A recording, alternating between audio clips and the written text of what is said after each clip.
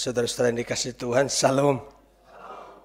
Mari kita membaca firman Tuhan pada saat ini dari kitab Filipi pasal 2. Filipi pasal 2 mulai ayat 1. Tertulis di lembaran warta itu sampai ayat 11, tapi saya hanya membahas sampai ayat 8, maka kita membaca sampai ayat 8 saja. Demikian firman Tuhan saya bacakan. Jadi karena dalam Kristus ada nasihat, ada penghiburan kasih, ada persekutuan roh, ada kasih mesra dan belas kasihan. Karena itu sempurnakanlah sukacitaku dengan ini. Hendaklah kamu sehat sepikir, dalam satu kasih, satu jiwa, satu tujuan. Dengan tidak mencari kepentingan sendiri atau puji-pujian yang sia-sia. Sebelahnya hendaklah dengan rendah hati yang seorang menganggap yang lain lebih utama daripada dirinya sendiri. Dan janganlah tiap-tiap orang hanya memperhatikan kepentingannya sendiri, tetapi kepentingan orang lain juga. Hendaklah kamu dalam hidupmu bersama menaruh pikiran dan perasaan yang terdapat juga dalam Kristus Yesus, yang walaupun dalam rupa Allah tidak menganggap kesetaraan dengan Allah itu sebagai milik yang harus dipertahankan, melainkan telah mengosongkan dirinya sendiri dan mengambil rupa seorang hamba dan menjadi sama dengan manusia. Dan dalam keadaannya sebagai manusia, ia telah merendahkan dirinya dan taat sampai mati, bahkan sampai mati di kayu salib. Demikian sejauh ini bagian firman Tuhan yang kita baca, dan berbahagialah setiap kita yang membaca firman Tuhan, merenungkan dan melakukannya dalam kehidupan kita setiap hari. Bapak, Ibu, dan saudara-saudara, tembok rumah yang retak itu menyebabkan terjadi masalah dalam rumah itu pada saat musim hujan. Ya, beberapa hari kemarin itu di sini ada masalah. Jadi kalau hujan itu airnya masuk dari situ, kemudian dia menetes di sini. Maka kita kemudian mengantisipasi, di situ dikasih ember, itu mengganggu. Terakhir waktu acara hari Jumat itu, karena hujan lebat, taruh ember di situ, kemudian dia netes di situ, mengganggu. Kenapa kalau hujan itu air bisa masuk seperti itu dan kemudian mengganggu? Karena ini tukangnya Pak Kris sudah atasi, maka sekarang sudah ditutup itu. Kemarin dibongkar plafonnya, sudah diatasi. Katanya itu temboknya itu retak. Di samping itu retak, kemudian airnya masuk di situ. Maka air bisa masuk dan mengganggu di sini. Saya memikirkan begini. Temboknya kalau misalnya rapat, kan air tidak masuk. Ya, secara rohani kita bisa melihat bahwa kalau persekutuan itu rapat, ya, kalau persekutuan itu erat, entah di dalam gereja, entah dalam keluarga begitu ya. Kalau persekutuannya erat itu tidak mudah itu ada masalah. Biasanya ada masalah karena apa? Persekutuannya tidak erat, tidak rapat, hubungannya tidak rapat, tidak erat, maka kemudian menyebabkan terjadi masalah. Ada orang pernah menulis begini. Satu lubang kecil, tidak usah besar. Selubang itu lubang jarum. Sebesar lubang jarum. Itu bisa menenggelamkan kapal yang besar. Betul atau tidak? Tidak usah pakai lubang yang besar. Sebesar lubang jarum pun itu bisa membuat satu kapal besar tenggelam. Nah, biasanya itu kalau ada orang tua ya punya beberapa anak, kemudian anak-anak itu rukun, biasanya orang tuanya itu gembira hatinya. Betul ya? Tapi coba kalau orang tua punya beberapa anak, tidak usah yang banyak, 2 anak misalnya. Tiap hari mereka geger terus, tiap hari ribut terus. Kira-kira hati orang tuanya bagaimana? Ya sedih. Tuh gimana ya anak-anak saya ini? Iya toh? Demikian juga sebagai pemimpin, kalau ada orang jadi pemimpin kemudian orang yang dipimpin itu kompak, rukun, bersatu, pemimpinnya kan senang ya, tenang hatinya. Tapi kalau misalnya orang-orang yang dipimpin itu tengkar atau ribut, musuhan begitu, pemimpinnya itu biasanya tidak tenang hidupnya. Tema khutbah hari ini kan sempurnakan sukacitaku. Itu terambil di ayat 2 itu ya. Karena itu sempurnakanlah sukacitaku. Nah, ini merupakan permintaan dari Paulus. Waktu menulis surat kepada jemaat di Filipi, dia katakan kepada mereka di ayat 2 itu, sempurnakanlah sukacitaku. Nah, mari kita melihat latar belakangnya. Atau dasarnya apa sih? Kalimat ini kemudian muncul. Saya menulis di sini ada 2. Kenapa Paulus berkata kepada jemaat Filipi, sempurnakan sukacitaku? Karena yang pertama, di jemaat Filipi itu sedang terjadi perpecahan. Memang ada yang menulis mengatakan, di jemaat Filipi ini masalah-masalahnya tidak serumit misalkan di Korintus. Korintus itu masalahnya besar-besar itu, rumit itu jemaat Korintus itu. Kalau di Filipi itu ada hamba Tuhan menulis, itu masalah kecil katanya. Tapi di sini Paulus itu serius. Masalahnya kecil atau besar, dia serius menanganinya. Ya. Nah, mengenai jemaat di Filipi kalau kita lihat surat Filipi ini minimal ada 3 masalah. Saya tidak sebutkan semuanya. Saya hanya sebutkan 2. Yang pertama itu masalah keputusasaan karena pemimpin mereka Paulus itu sedang dipenjara. Cukup lama dan mereka sedih hatinya. Kemudian yang kedua, ada perpecahan. Kalau di Filipi 4 ayat 2 itu Paulus minta kepada Eunike dan Sunsugos itu ya. Sunsugos. Ya, dia minta kepada mereka supaya sehati sepikir. Terlihat ada perpecahan di antara mereka. Maka untuk masalah ini ada 2 masalah saya sebutkan ya. Pertama Paulus katakan bersukacitalah senantiasa. Maka surat Filipi itu dikenal sebagai surat sukacita. Ya, Paulus katakan bersukacitalah senantiasa. Dia hendak mengatasi keputusasaan mereka karena Paulus dipenjara demikian lama. Dia bilang teruslah bersukacita ya. Kemudian yang kedua, untuk mengatasi persoalan perpecahan hati di antara mereka. Nah, pasal 2 ini ditulis. Ya, dia tulis untuk mengatasi persoalan itu. Maka di sini itu dia mengatakan bahwa sempurnakan sukacitaku. Ya. Nah, gereja di Filipi ini memang berulang kali Paulus itu menulis, memberikan penilaian yang bagus ya mengenai jemaat di Filipi. Di dalam pasal 1 ayat 5 dia katakan, aku mengucap syukur kepada Allah karena persekutuanmu dalam berita Injil mulai dari hari pertama sampai sekarang. Jadi Paulus dia bersyukur karena mereka begitu erat bersekutu dengan Tuhan sejak hari pertama sampai ketika surat ini ditulis.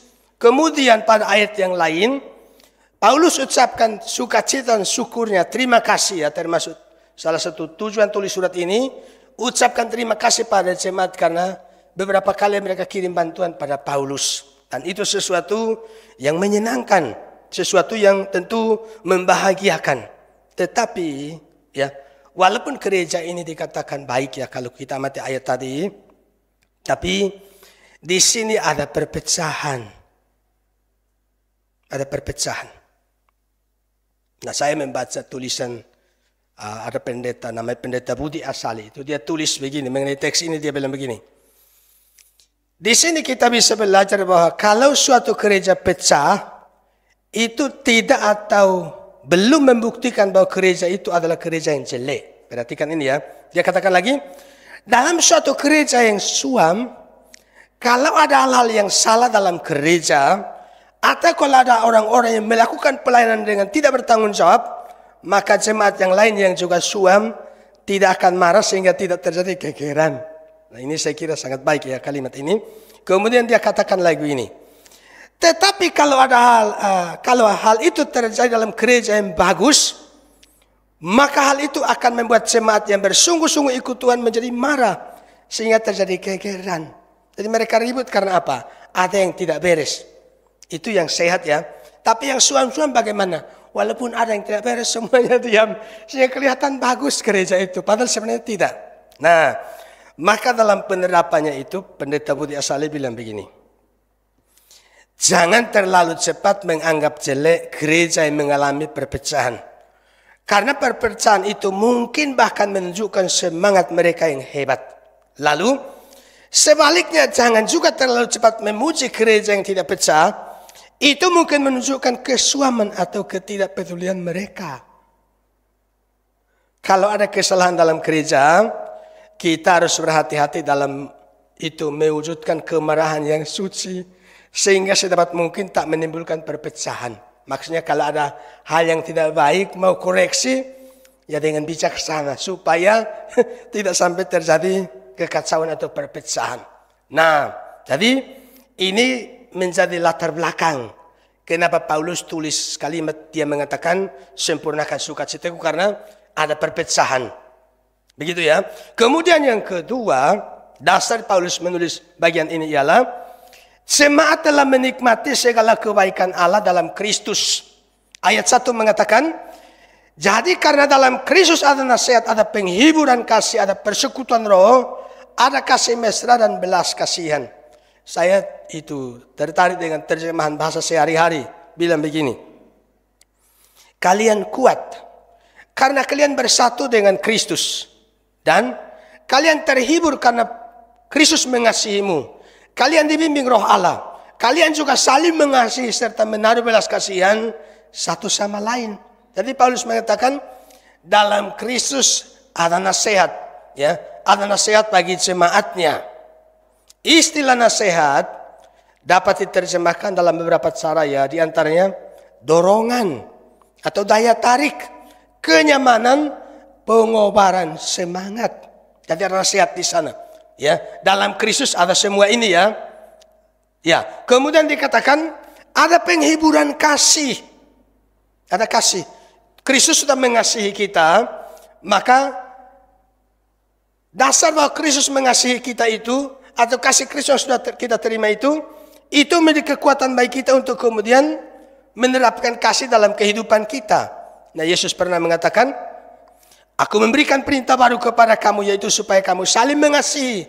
Sama seperti aku telah mengasihi kamu, demikian pula kamu harus saling mengasihi. Kita sudah dikasihi, maka harus mengasihi. Nah, kadang-kadang Bapak Ibu dan saudara-saudara, dalam hidup ini kan kita hadapi orang sulit. Pernah hadapi begitu? Ada orang sulit. Tapi dengan kasih Kristus yang sudah kita terima, nah, kita akan dimampukan untuk mengasihi walaupun itu orang sulit. Lalu dikatakan ada persekutuan roh. Persekutuan roh ini, ya, diartikan yang lain mengatakan partisipasi bersama dengan. Kalau Bapak Ibu Saudara perhatikan, misalnya hamba Tuhan berikan doa berkat. Ya, di dalam doa berkat itu biasanya hamba Tuhan mengatakan begini. Selalu digunakan kalimat-kalimat Paulus. Kadang-kadang ada yang gunakan dari itu perjanjian lama, ya. Tapi ada yang pakai perjanjian baru, dikatakan kasih karunia Tuhan Yesus Kristus, ya, dan kasih Allah dan persekutuan Roh Kudus menyertai kamu sekalian. Persekutuan Roh Kudus ini maksudnya apa? Persekutuan Roh Kudus itu maksudnya adalah, ya, dikatakan bahwa partisipasi bersama dengan, itu artinya Roh Kudus menyertai kita. Nah, karena Roh Kudus menyertai kita, disinilah Paulus tuntut pada mereka, sempurnakan sukacitaku, sesuai dengan tema kita hari ini. Nah, kemudian ada belas kasihan di ayat 1 itu. Ya, belas kasihan ini untuk menggambarkan karakter Allah. Maka kita yang percaya kepada Tuhan, ya, sebagai gambar Allah yang sudah rusak, dalam Yesus gambar Allah dipulihkan. Sehingga yang sudah menerima belas kasihan atau kemurahan Allah itu dapat meneruskan belas kasihan atau kemurahan Allah kepada yang lain. Dan Tuhan ingin dalam hidup kita itu kita menampakkan sifatnya Dia itu, belas kasihan. Misalnya, ya, di antara kita ada yang sakit kemudian berobat di rumah sakit. Lalu kita kunjungi. Dengarkan, ya. Waktu kita mengunjungi orang yang teman kita sakit di rumah sakit itu karena apa? Ada dua hal. Satu, karena kewajiban sebagai orang Kristen. Atau karena di dalam hati ada kasih. Ada kemurahan hati, ada belas kasihan. Ada yang menderita, kita menaruh perhatian. Nah, jadi dalam melaksanakan hal ini, tentu tidak sekedar karena kewajiban kita, tapi karena ada belas kasihan. Sudah menerima belas kasihan, sudah menerima kemurahan Tuhan, sekarang itu kita lanjutkan pada yang lain. Maka penulis lagu itu benar, dia katakan bahwa mengasihi lebih sungguh. Tuhan lebih dulu telah mengasihiku, ya, mengasihi. Sekarang kita ini bisa mengasihi yang lain. Ini merupakan dua dasar atau alasan latar belakang mengapa Paulus katakan pada jemaat, sempurnakan sukacitaku. Nah, sekarang kita lihat Paulus berikan panduan itu. Bagaimana supaya sempurnakan sukacitanya dia. Dia kasih panduan. Minimal ada dua. Kalau Bapak sudah perhatikan tema perikop itu, tema perikop daripada pasal 2 yang kita baca tadi dikatakan, nasihat supaya bersatu dan merendahkan diri seperti Kristus. Nah, dua hal ini akan saya bicarakan ya. Paulus memberikan mereka panduan. Bagaimana supaya membuat Paulus itu sukacitanya jadi sempurna. Nah, sekarang kita lihat di ayat 2 itu, di situ dikatakan sempurnakanlah sukacitaku. Dia minta pada mereka supaya itu menyempurnakan sukacitanya dia. Di sini Paulus menunjukkan itu perasaannya, di mana kalau mereka itu bersatu, dia itu bersukacita. Juga sebaliknya kalau mereka di sana terjadi perpecahan, tentu Paulus sedih karena dia pemimpin mereka. Nah, Bapak Ibu dan Saudara, bagaimana itu bisa bersatu? Maka ayat 2 di situ dikatakan begini. Karena itu sempurnakanlah sukacitaku dengan ini. Hendaklah kamu sehati, sepikir, dalam satu kasih, satu jiwa, kemudian satu tujuan. Nah, di sini bukan hanya mencakup hati dan jiwa, tapi juga pemikiran dan tujuan katanya. Bukan sekedar ikatan emosional, tapi juga kesadaran intelektual. Ya, itu Paulus minta dari mereka. Bukan hanya karena kebiasaan dan kebersamaan, tetapi karena disatukan oleh tujuan. Nah, yang menarik itu begini, Bapak dan Saudara. Di sini Paulus mengaitkan dirinya secara khusus mengenai sukacitanya, bahwa situasi yang mereka hadapi itu mempengaruhi hidupnya. Nah, ini tidak boleh kita artikan bahwa Paulus itu egois. Dia nggak sukacita kok malah dia tuntut dari kita supaya kita buat dia sukacita. Bukan itu, ya. Bukan itu, tapi di sini kita melihat bahwa Paulus itu memang punya kedekatan dengan jemaat Filipi. Kita ingat bahwa jemaat Filipi ini kan dirintis oleh Paulus dalam perjalanan misi kedua, ya toh? Tiba di Filipi kemudian diberitakan Injil di situ, termasuk kepala penjara itu ya. Bisa percaya itu jemaat-jemaat pertama itu. Selain diawali oleh Lydia itu yang di tempat sembahyang orang Yahudi. Paulus beritakan firman Tuhan, dia percaya dibaptis. Paulus ditangkap kemudian dimasukkan penjara. Dia beritakan Injil, kepala penjara percaya. Jemaat di Filipi terbentuk. Kemudian tadi saya mengatakan bahwa berulang kali jemaat Filipi kirim bantuan pada Paulus waktu Paulus di penjara, maupun Paulus minta sumbangan untuk jemaat Yahudi yang sedang kesulitan. Filipi mendukung. Maka di antara mereka itu ada hubungan yang dekat. Ada satu kedekatan. Ya, mereka sangat dekat. Nah, kedekatan ini sekarang sedang dimaksimalkan oleh Paulus. Ya toh? Karena dia dekat dengan mereka, itu dia gunakan untuk menasihati mereka. Nah, kita juga sering begitu. Mudah menaati nasihat dari orang yang kita percaya atau yang dekat dengan kita. Coba kalau orangnya nggak dekat atau kita nggak kenal, mudah kita ikuti nasihatnya, tidak gampang. Tapi kalau kita kenal baik, dia dekat dengan kita, berikan nasihat, pasti kita dengar. Dan itu yang sedang digunakan oleh Paulus. Dia sangat dekat dengan mereka, dia bilang, sempurnakan sukacitaku. Bapak Ibu dan Saudara, walaupun demikian, begini ya, Paulus tidak mau sandarkan sukacitanya kepada kedekatan dengan jemaat. Ini harus kita hati-hati, ya. Dia tidak katakan begini, buatlah aku bersukacita. Dia tidak bilang begitu ya. Dia tidak bilang buatlah aku bersukacita, tapi dia bilang apa? Sempurnakanlah sukacitaku. Maksudnya begini. Dia sendiri memang sudah punya sukacita. Ada jemaat Filipi, enggak ada jemaat Filipi, dia sudah bersukacita. Tapi dia bilang sempurnakan sukacitaku. Artinya memang ada yang kurang kalau jemaat yang dia layani itu hidup mereka tidak seperti yang diharapkan atau yang diinginkan Tuhan. Di sini Paulus minta pada mereka, sempurnakan sukacitaku. Ya. Nah, di ayat 2 itu kita temukan ada kata sehati. Sehati maksudnya memiliki arah hati yang sama. Ya toh? Arah hati yang sama. Ya, untuk menyenangkan Tuhan, untuk memuliakan Tuhan. Kemudian ada kata sepikir. Ya. Mempunyai pikiran yang dikuasai oleh firman Tuhan yang sama. Pikirannya sama kan? Ya. Bersatu dalam satu jiwa dengan fokus pada tujuannya atau visi yang sama. Kemudian satu kasih. Kasih Allah dalam Kristus.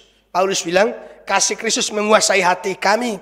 Dengan kasih Allah yang didapatkan itu, ya, Paulus minta supaya mereka juga menerapkan itu. Maka di surat Korintus itu, pasal 13 ayat 4, Paulus katakan, kasih itu sabar. Sabar. Nah, kenapa kadang-kadang bisa ribut? Karena tidak sabar. Ya, kadang kan bapak tidak sabar menghadapi ibu, misalnya begitu ya. Kadang juga ibu tidak sabar menghadapi bapak. Di sini kadang jadi masalah, betul ya? Betul atau tidak? Iya dong, kadang bapak bisa marah karena tidak sabar menghadapi ibu. Kadang ibu juga tidak sabar karena bisa marah karena tidak sabar menghadapi bapak. Maka di sini kita diminta sabar. Ya dong, sabar. Kita harus hidup dalam kasih, dalam satu kasih. Kemudian memiliki tujuan. Katanya satu tujuannya atau satu visi. Waktu hari Rabu itu kami ke rumahnya Pak Immanuel. Dan kita memang mengerti perkumpulannya Pak Immanuel dengan ibu setiap kali mau ke Kutisari 20 km. Dari rumah ke sini 20 km. Kurang lebih seperti Citra lain ya. 20 km datang ke Kutisari ini. Lalu jalan ke rumahnya Pak Immanuel itu, bagaimana Pak jalannya itu? Banyak lubangnya. Kalau hujan itu banyak genangan air. Dia harus sangat hati-hati. Nah, kami bawa 2 kendaraan. Di tengah jalan itu satunya itu macet itu. Kami sudah jauh di sana. Tapi dibunyikan klaksonnya. Ting, ting, ting, ting, ting. Kita dengar. Dia putar balik. Menunggu temannya. Masalah yang diatasi baru kita berangkat lagi. Nah, kita punya tujuan yang sama. Ya, jangan saling meninggalkan. Nanti di bagian berikut kita bisa lihat lebih memahami poin ini. Tapi kita punya tujuan yang sama, maka sebagai satu komunitas ya, sebagai satu kelompok harus memastikan tim ini sama-sama punya tujuan yang sama dan sampai ke tujuan yang sama. Amin. Jangan sampai ada yang ditinggal. Tidak ke gereja, nggak pernah dihubungi, nggak pernah ditanyai. Ya, biarlah nanti datang-datang sendiri. Kan tidak bisa begitu. Tidak bisa begitu. Waktu saya masih di desa itu, sempat pelihara ayam itu. Di desa kan di belakang gereja lahannya luas. Pelihara ayam. Nah, ayam itu bertelur, kemudian menetes telurnya dan ada anak-anaknya. Sore-sore itu mereka bisa jalan, cari makan di halaman itu. Tiba-tiba itu ada anak ayam tercecer. Terus teriak-teriak, kiok, kiok, kiok, kiok. Kira-kira begitu ya. Yang lainnya bagaimana? Apa mereka jalan terus? Tidak. Mereka pulang itu terus melihat-lihat dia terus. Yang kecil-kecil itu bunyikan suara terus induknya melihat. Datanglah ditolong terus pergi sama-sama. Kita ini satu tujuan. Makanya Paulus bilang kenapa sih di antara kalian kok ada perpecahan. Kita ini satu tujuan. Kita harus sehati sepikir. Punya visi yang sama. Tidak boleh ada perpecahan. Ya, nah itu satu ya. Kemudian yang kedua, supaya bersatu maka di ayat 3 bagian A bilang begini. Dengan tidak mencari kepentingan sendiri atau puji-pujian yang sia-sia. Ini maksudnya, saya menulis di sini, menekan ego. Supaya bersatu itu harus menekan ego. Ya. Tidak mencari kepentingan sendiri atau puji-pujian yang sia-sia. Ya.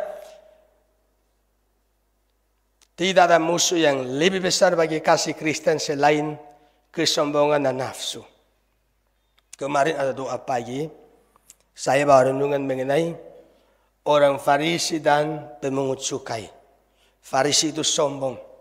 Dia sombongnya setengah mati. Dia bilang, ya Allah, aku mengucap syukur. Aku bukan orang berdosa seperti semua orang. Terakhir dia bilang apa? Aku tidak seperti si pemungut cukai ini. Kan kasihan itu. Dia sombong. Kenapa Menara Babel itu pembangunannya gagal? Dikacaukan karena mereka sombong. Mau membangun menara itu, mau menyombongkan diri. Tuhan kacaukan bahasanya, bangunannya juga gagal. Sombong. Ya, jadi harus menekan ego. Di sini dikatakan tidak mencari kepentingan sendiri atau puji-pujian yang sia-sia. Kan ada orang yang kadang-kadang misalnya ya melayani Tuhan, lakukan ini, lakukan itu, tidak tulus untuk memuliakan Tuhan. Tapi kadang-kadang untuk mencari puji-pujian dari orang lain. Seperti orang-orang Farisi itu. Suka berdoa di tikungan jalan. Di tempat ibadah doa dengan kata yang muluk-muluk. Supaya dapatkan pujian dari orang lain. Dan ini tidak benar. Ya, tidak benar. Mengikut Tuhan, tidak boleh kita mempunyai motif yang seperti itu. Semua kita kerjakan untuk Tuhan. Maka dulu orang mengatakan seperti jam dinding itu loh. Dilihat, nggak dilihat, dia putar terus. Betul atau enggak? Mana ada jam dinding yang pas kita lihat dia jalan, dia enggak, kita lihat dia diam. Enggak ada itu. Itu jam dinding rusak. Jam dinding yang bagus itu loh. Dilihat enggak dilihat dia putar terus. Mestinya kan begitu. Kalau kita melayani Tuhan, terserah orang mau tepuk tangan, terserah orang mau kasih jempol, atau mau kasih begini. Pokoknya kita jalan terus. Yang penting jalan kita benar. Apa yang kita kerjakan sesuai dengan firman Tuhan, jalan terus. Yesus yang adalah Allah yang sempurna itu loh, waktu melayani di dunia ini. Apa semua orang tepuk tangan? Tidak. Lain kali mereka bilang, engkau keturunan Beelzebul. Nah, coba lihat. Maka melayani Tuhan harus siap itu. Ya, tidak boleh melayani Tuhan untuk mencari puji-pujian. Karena ketika orang tidak memberi pujian, nanti putus asa. Ya toh? Kemudian dikatakan di ayat 4. Pada ayat 4 mengatakan, dan janganlah tiap-tiap orang hanya memperhatikan kepentingannya sendiri, tetapi kepentingan orang lain juga. Nah, di situ ada kata hanya ya. Jadi silakan perhatikan kepentingannya sendiri, tapi jangan sampai kemudian sibuk dengan kepentingan sendiri, kemudian kepentingan orang lain kita tidak pikirkan. Di dalam Galatia 6 dia bilang, bertolong-tolonganlah menanggung bebanmu. Jadi kalau ada yang kesulitan, harus kita tolong. Ada satu pendeta dari Kupang. Dia cerita begini. Di gerejanya itu ada sepasang suami istri. Tiap minggu itu rajin ke gereja. Lama-lama hanya satunya yang datang. Kadang istrinya, kadang suaminya. Tambah lama, hanya istrinya yang datang. Suaminya tidak datang lagi. Kemudian pendeta ini memang melakukan firman Tuhan ya. Tidak memikirkan kepentingan sendiri, tapi kepentingan yang lain. Selesai ibadah itu dia ajak ibunya omong. Bu, mana bapak? Ibunya cerita, begini pak.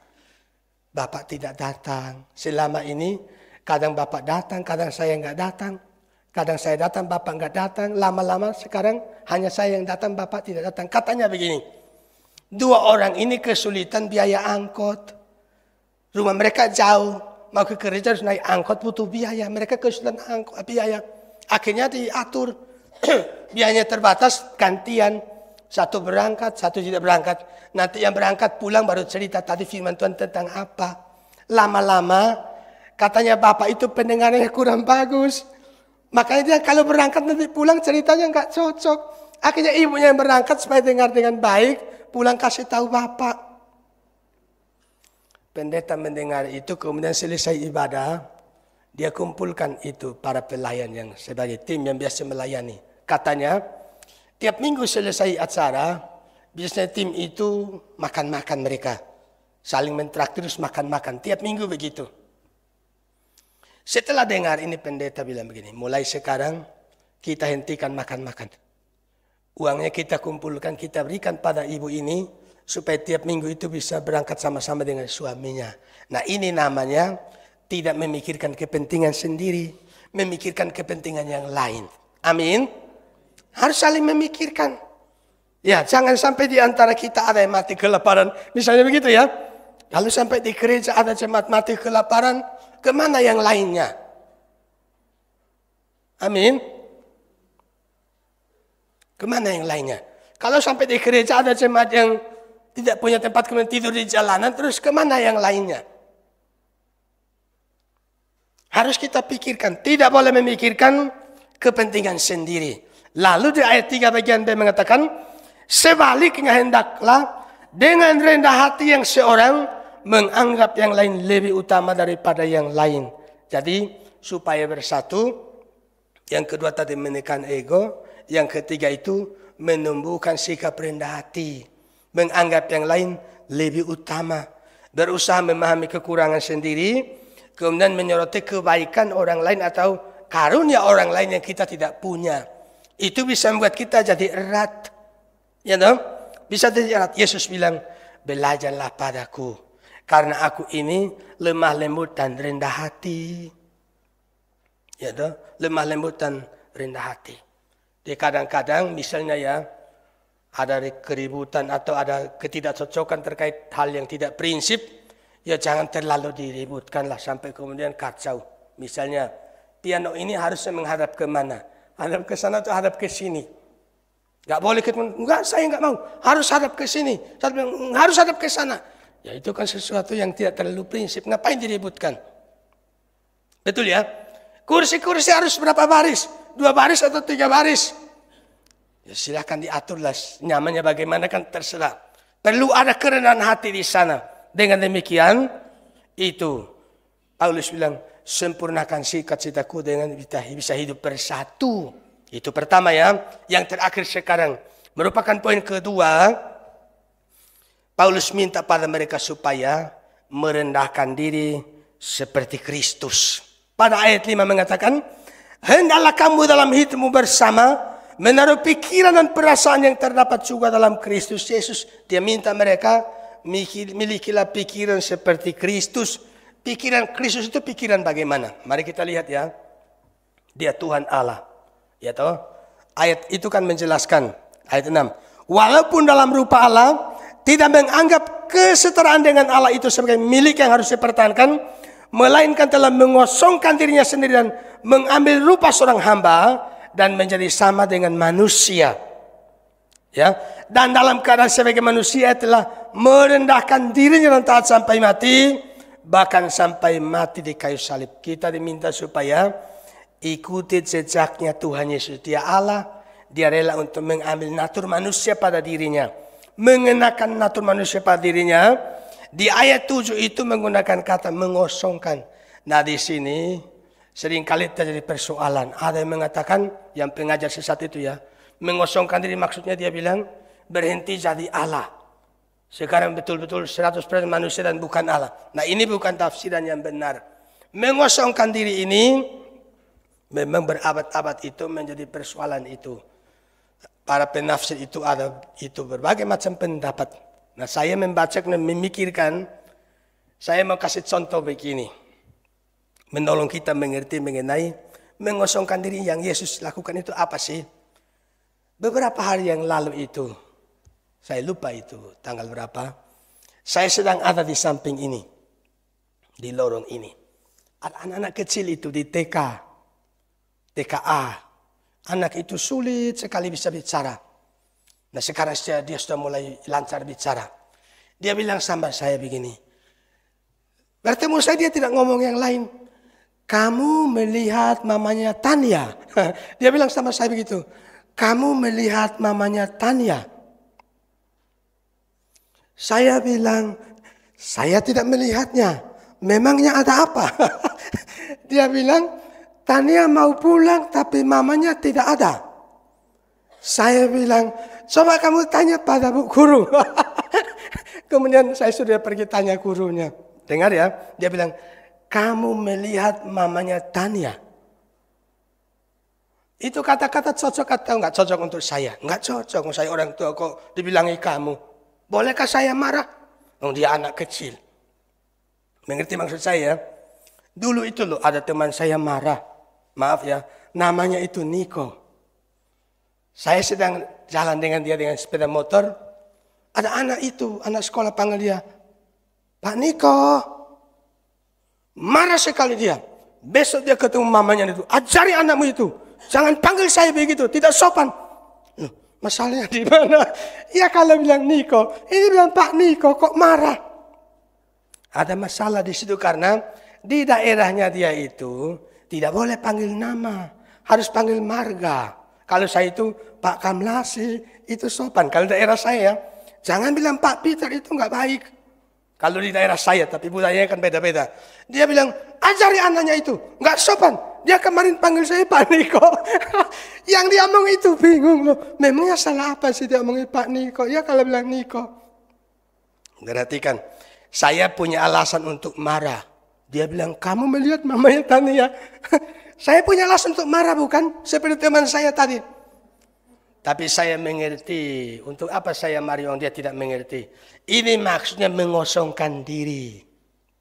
Ya, Yesus Allah yang Maha Kuasa, Maha Mulia, Maha Tinggi, rela mengambil pada dirinya natur manusia. Di sini kita belajar Yesus merendahkan diri. Bahkan ayat-ayat tadi menjelaskan dia merendahkan diri jadi hamba, melayani dengan pelayanan yang hina, pernah basuh kaki murid-murid bukan? Kesana kemari ditolak, diusir dan lain sebagainya. Ya, serigala punya liang, burung punya sarang, anak manusia tidak punya tempat meletakkan kepalanya. Padahal dia Allah yang Maha Kuasa yang punya segala-galanya. Dia mengosongkan diri. Ya, dikatakan dia taat, bahkan taat sampai mati di kayu salib. Dia rela menderita, rela berkorban untuk memulihkan persekutuan antara manusia dengan Tuhan Allah. Atas dasar ini, Paulus minta kepada jemaat, kalian harus saling merendahkan diri, menjadi hamba, saling melayani, hidup seperti Kristus, rela berkorban, taat sampai mati demi kemuliaan Allah. Maka dalam hidup kita Bapak Ibu dan Saudara, sesuai dengan khotbah hari ini, Paulus mengatakan, sempurnakan sukacitaku melalui hidup bersatu, kemudian ikuti teladan Kristus, merendahkan diri. Ya, kiranya Tuhan menolong kita supaya kita lakukan firman Tuhan dalam kehidupan kita dan sukacita kita pun boleh melimpah di hadapan Tuhan. Tuhan berkati kita, mari kita berdoa.